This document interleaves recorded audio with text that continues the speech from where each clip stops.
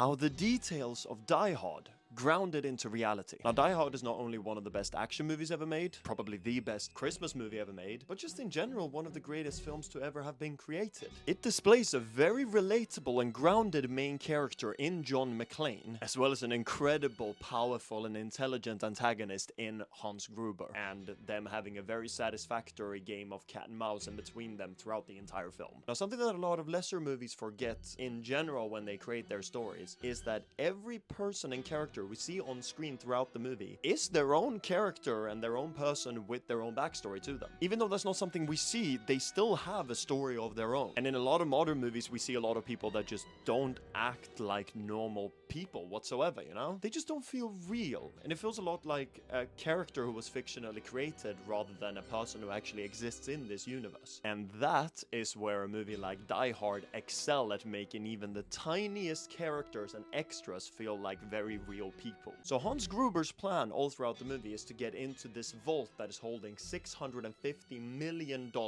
And that vault is behind 7 separate locks. Now, one of Hans's henchmen is called Theo, and he's like the hacker guy that is the one that actually break into the locks. In the beginning, some of them can be hacked, then they have to be drilled. Now, the last one is an electromagnetic seal that needs to be unlocked with a very specific code that Hans and his crew cannot acquire. Now, Hans does have a backup plan of this, of using FBI's intervention in the whole situation, so they cut the power to the building and then the electromagnetic seal releases. However, getting the code will make their job a whole lot easier. So the first thing they do when they get into Nakatomi Plaza is to snuff out Takagi from the crowd and try and press him for the code. Now, in a lesser film, this scene would be way more straightforward of interrogation, not getting the code, shooting Takagi. But this is where Die Hard sticks out, because they choose to include this very tiny moment in between Carl and Theo. When Takagi says that he doesn't have the code and can't help them, then Theo says to Carl, I told you, it's not over yet.